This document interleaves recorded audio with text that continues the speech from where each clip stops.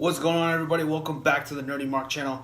I'm Sid the Nerdy Mark, and I'm recording in this angle because I'm charging my phone. But more importantly, it is time for our weekly NXT and 205 Live review. So before we begin, I do have a few announcements, so I want to go through them as quickly as possible. First things first, I have some great news. We have surpassed 75 subscribers on the Nerdy Mark channel. We are technically at 81 at the time of me recording this, so thank you so much for the support and everything that you've done for me so far in this crazy journey known as YouTube. I want to reach 100 subscribers in the coming few weeks so that one, I can get a custom URL that will make it easier for you guys to find me. So I would really appreciate it if you do tell your friends about the Nerdy Mark. It would mean the world to me. And the video that I will make for 100 subscribers will be a fan request. Let me know what is the video you want me to do once I reach 100 subscribers. So once again, thank you for 75. Hashtag road to 100. Here we go. On top of that, this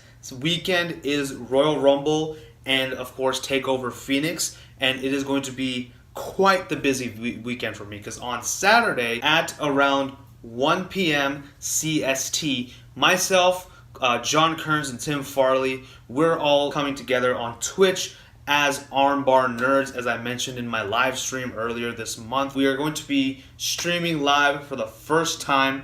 I'm very, very excited. We're going to be doing a cool little fantasy Royal Rumble type of a thing that myself, Tim, and John have put together. We're going to do predictions for TakeOver and predictions for Royal Rumble. So my predictions, like who should win, who will win. I'll have some quick predictions after the review's over. I will be doing, a full-fledged lengthy predictions on the Twitch stream. So please do check that out. I will put a link in the description below. Go ahead and subscribe to our Twitch channel, which I'm very excited for. So Armbar Nerds, go check that out. And of course, during TakeOver and the Royal Rumble, I will be live tweeting. So follow me on Twitter at SidS92, capital S for both of them. Right after TakeOver, myself and Tim, we're actually going to be on Foul Originals roundtable discussion on TakeOver, so be on the lookout for that as well. On top of that, on Sunday, during the Royal Rumble matches, and I'm only going to be doing this for the men's and the women's Rumble matches, I'm going to be doing a live reaction to the men's and the women's Royal Rumble matches. I'm not going to do the reaction to the whole thing because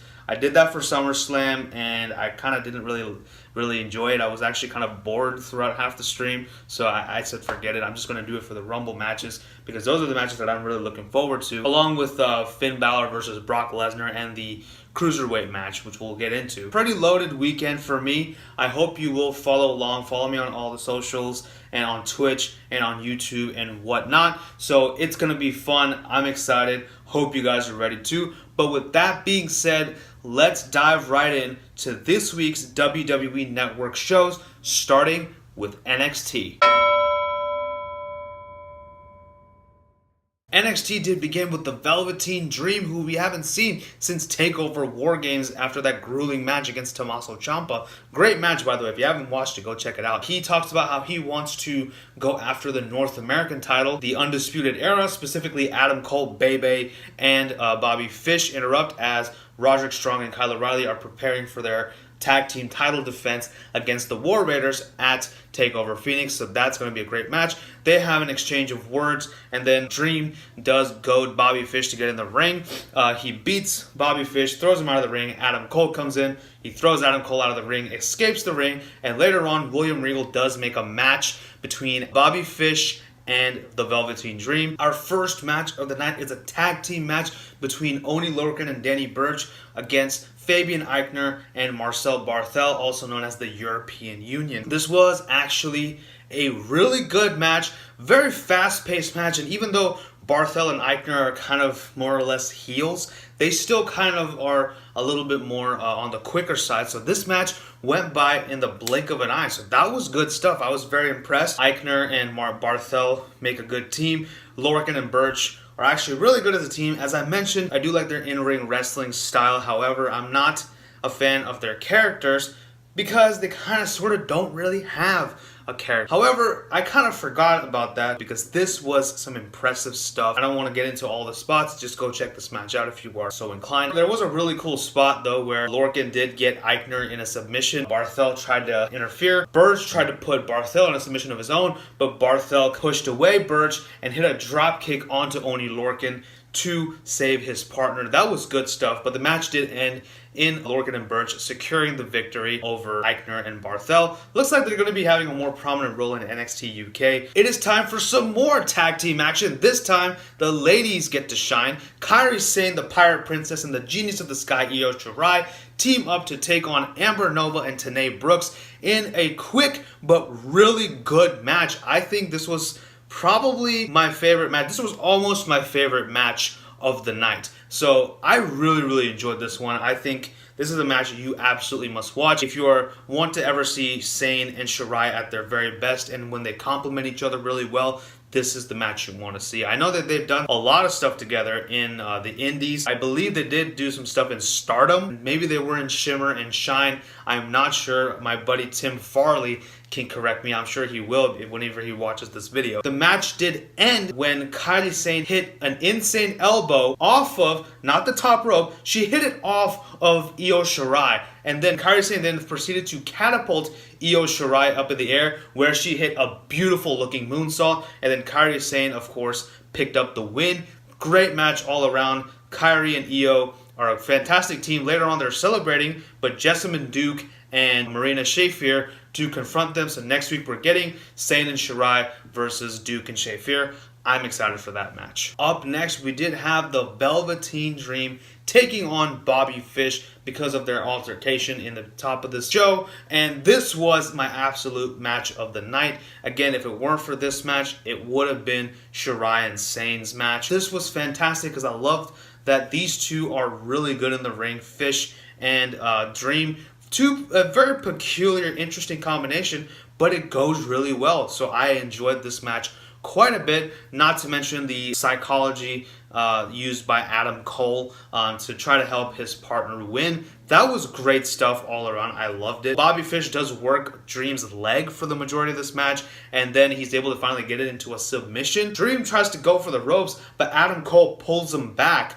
And the referee does catch it and says, "You can't do that. What are you doing?" Bobby Fish and Cole are arguing with the referee. Dream then capitalizes on the distraction, tries to go for the roll-up. Doesn't work. He throws Fish into Cole, brings him back in, hits a Death Valley driver, and then gets on the top rope, goes and hits a purple Rainmaker. Beautiful sequence right there. I loved how he transitioned from the driver to the purple Rainmaker. It was fantastic stuff. Very smooth by Velveteen Dream, and of course he does win the match. So that was good stuff. I really enjoyed this match. And finally, our main event, which is not a match but more of a full-fledged segment. So let's get into it. Ricochet, the North American champion, makes his way into the ring. He cuts a promo on Johnny Gargano saying that the 2019 Johnny Gargano is going to be the same as 2018 Johnny Gargano, and he showed his true colors by attacking Aleister Black, and Ricochet showed his true colors by becoming the North American champion. Gargano interrupts. He gets in the ring. Ricochet immediately starts attacking Gargano. They both start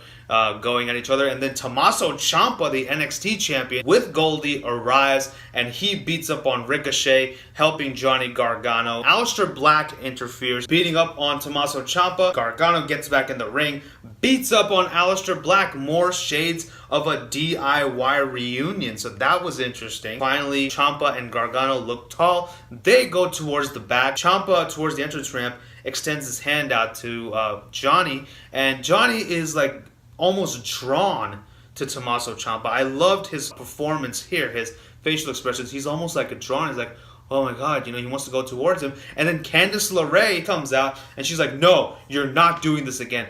Don't tell me you're actually considering this. So he's trying to, keep him away from Tommaso Ciampa, So it's so really cool. Ciampa being like his devil and LeRae being like his angel. Kind of exactly how I wanted it to go down anyway. So this was great stuff. I loved it. More layers to the story. I really enjoy this one, and I cannot wait for the NXT Championship and the North American Championship matches at TakeOver Phoenix. 205 Live began with Humberto Carrillo, the MVP of last week, and Grand Metalik. This was an absolute flip fest. It was good stuff. This was like a Smarks dream kind of a thing, and I enjoyed this quite a bit. I thought it was a great match. Carrillo does get a lot more reaction this time. Oh yeah, and of course we do have Aiden English replacing Percy Watson, so happy Rusev Day, everybody. That was good stuff. I really liked this match a lot. A lot of cool flippy shit, as people say it, right, throughout this match. I really liked it. You know, it was good. Carrillo definitely showing off his flexibility. Grand Metalik, not to be outdone, shows off his flips. I mean, it was literally like a flip fest for a good minute or two in this match. But of course, Carrillo did finally pick up the win over Grand Metalik, and there was, of course, a show of respect between the two. I'm excited for Humberto Carrillo. Hopefully, his future is bright in 205 Live. We do have our second and final match of the night, so it is our main event. There were a couple of segments in this episode, but I don't really want to get into them because I didn't really care much about the segments. We do have Hideo Itami, Akira Tozawa, and Kalisto going at it in a triple threat match, as these are the gentlemen who are going to be in the Fatal 4-Way against Buddy Murphy for the Cruiserweight title on the Royal Rumble pre-show. I don't understand why this match and then the United States Championship match are both on the pre-show, and it makes no sense to me. Like, why? I mean, aren't they both titles? Shouldn't they, since they're title matches, they should be on the main card, but for some reason Vince McMahon doesn't like flippy dudes, I guess. So whatever. You know what? I don't even want to get into that. But this was really good stuff. Buddy Murphy on commentary briefly until Hideo Itami kind of like fell onto him, and then he distanced himself from the commentary table. This was good stuff. And then Buddy Murphy did get involved near the end. We did have a huge spot where Kalisto and Tozawa were going to team up to kind of hit a huge powerbomb onto Hideo Itami. Then Buddy Murphy did come in, hit a huge Tower of Doom. Well, not a huge one, but hit a Tower of Doom spot onto all three participants. Tried to get involved in the match, but of course, it was quickly ousted from the ring by Itami and Kalisto. This distraction allowed Hideo Itami to pick up the win. I forget what it's called. It's some knee strike it's called. But yeah, he hit that particular knee strike and won the match. He has some momentum going in to the Cruiserweight title Fatal 4-Way. So I'm excited for all these matches. So before I get into my matches of the night, I want to give my predictions for NXT TakeOver Phoenix, who should win and who will win. Starting off with the first match, Matt Riddle versus Cassius Ohno. I think that Matt Riddle should win this match, and I think that Matt Riddle will win this match. I want this match to go on for a little bit longer than their previous two bouts. NXT and Triple H and maybe even Vince McMahon are very hot on Riddle, so I think that's why he's definitely winning, and he should win. He should definitely win. As far as the North American title match goes, Ricochet versus Johnny Gargano.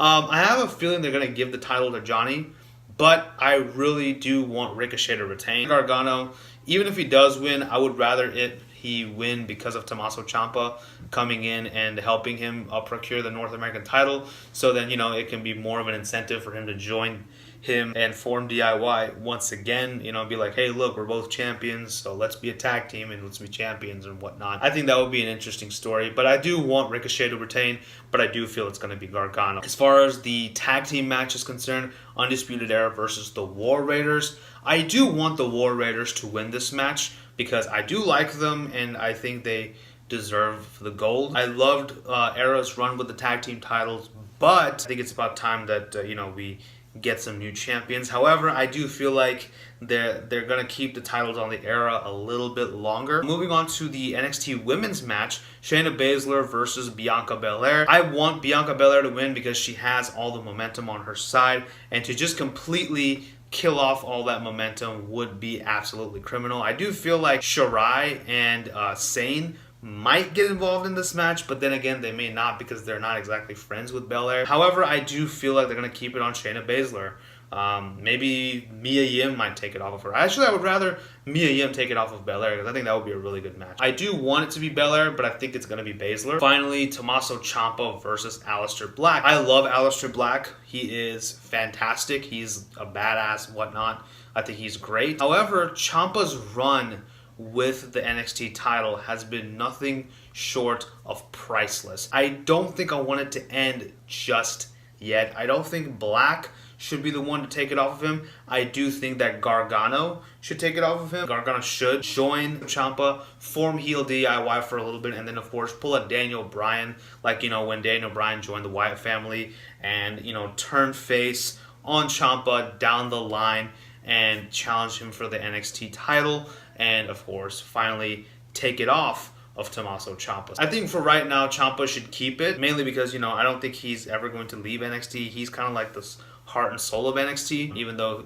he's called the Scourge, but I think he is the heart and soul of NXT, for lack of a better word. For some reason, I do feel like they're going to give the belt to Alistair, because, you know, why not? I guess maybe when they both have no titles, they can form heel DIY and go for the tag team titles, I guess. I don't know. We'll see. But those are my predictions for NXT TakeOver Phoenix. So that pretty much concludes my review of NXT and 205 Live, as well as my predictions for TakeOver Phoenix. But let me know your thoughts on this week's shows, as well as your predictions for TakeOver Phoenix and whatnot. All that stuff, leave that in the comment section below. Also, don't forget to like, share, and subscribe. And follow me on social media, especially this weekend, because I will be live tweeting throughout TakeOver Phoenix and the Royal Rumble. But as always, thank you all so much for watching. Thank you so much for your support. Until next time, this is Sid signing off. You guys take care. Bye-bye.